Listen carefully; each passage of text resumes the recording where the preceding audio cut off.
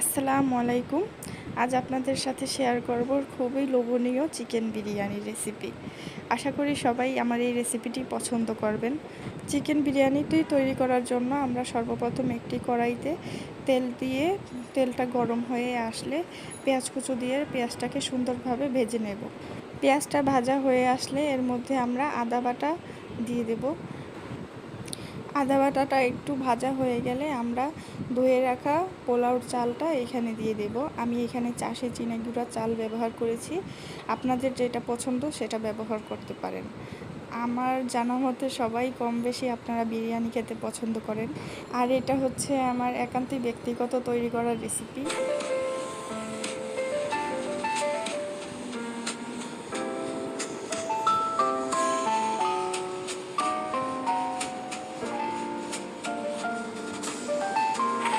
পোলাও চালটা আমরা ভালোভাবে নেড়েচেড়ে ভেজে নেব। পোলাও চালটা যখন আমাদের ভাজা হয়ে আসবে তখন আমরা পোলাও চালের পরিমাণ মতো আমরা পানি দিয়ে দেব। এখানে আমি পরিমাপের সুবিধার্থে গ্লাসের পরিমাণ বলে দিচ্ছি আপনাদের। এখানে আমি 1 গ্লাস চাল নিয়েছি, সেক্ষেত্রে আমি 3 গ্লাস পানি দিয়ে দেব। পানি দেওয়া হয়ে গেলে আমরা ঢাকনা দিয়ে রাইসটাকে তৈরি হওয়ার জন্য রেখে দেব। অপর পাশে আমরা চিকেনটাকে তৈরি করে নেব। চিকেনটা তৈরি করার জন্য আমরা একটি ফ্রাই প্যানে পরিমাণ মতো তেল দিয়ে দিব। যেহেতু বিরিয়ানিতে আমাদের তেল বেশি প্রয়োজন হয়, তাই সেই মাপ মতো আপনারা বেশি কম দিতে পারেন। তেলটা গরম হয়ে আসলে পেঁয়াজ কুচি, দারচিনি, এলাচ, তেজপাতা দিয়ে সুন্দরভাবে পেঁয়াজটাকে ভেজে নেব। যেহেতু আমি পোলাওর মধ্যে তেল পেঁয়াজ ব্যবহার করেছি, তাই আমি এই চিকেন তৈরিতে আমি পেঁয়াজ কম ব্যবহার করছি, যেহেতু আবার পরবর্তীতে বেরেস্তা হিসাবে পেঁয়াজ দেওয়া হবে। আপনারা চাইলে পেঁয়াজের পরিমাণটা বাড়াতে পারেন। পেঁয়াজ ভাজা হয়ে আসলে আমরা এর মধ্যে টমেটো বাটা, আদা বাটা, পরিমাণ মতো অল্প পানি, 1 চা চামচ মরিচের গুঁড়া, কাঠবাদাম ও কাজু বাদামের পেস্ট ও আলু এবং চিকেন দিয়ে মশলাটাকে ভালোভাবে কষিয়ে নেব। এক্ষেত্রে আমরা এখানে কোনো এক্সট্রা পানি ব্যবহার করব না।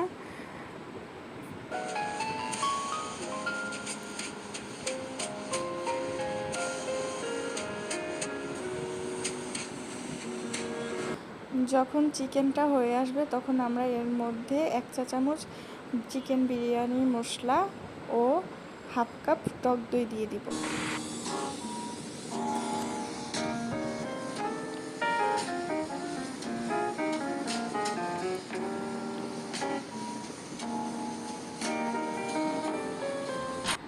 আমরা এখানে হাফ চা চামচ চিনি ব্যবহার করব পারফেক্ট স্বাদটা পাওয়ার জন্য।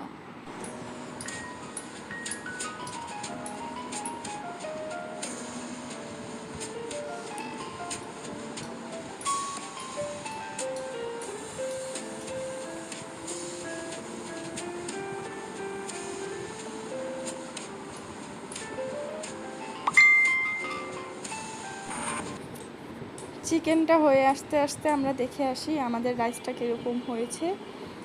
রাইসটা আমাদের দেখতেই পাচ্ছেন যে সুন্দরভাবে তৈরি হয়ে এসেছে। এর মধ্যে আমরা এখন কিছু কিশমিশ ও কাঁচামরিচ দিয়ে দেব।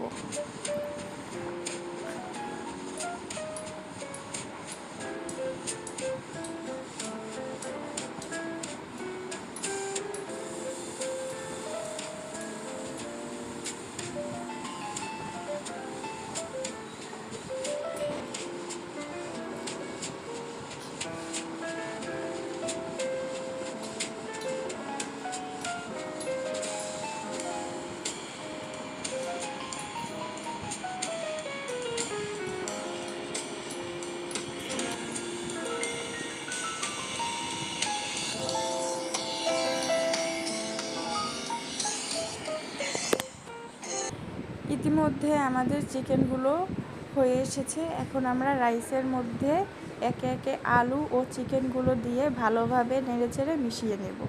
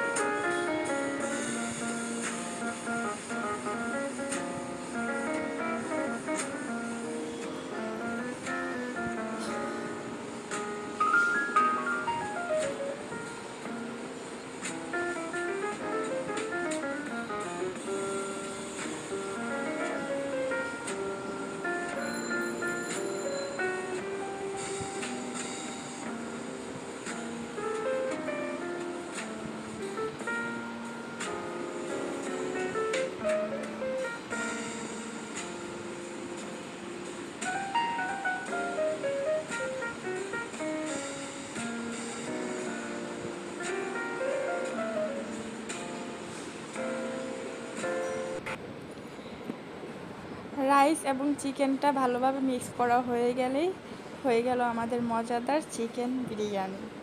আপনারা এই রেসিপিটি অবশ্যই বাসায় তৈরি করে দেখবেন। যদি ভালো লেগে থাকে আমাকে জানাবেন।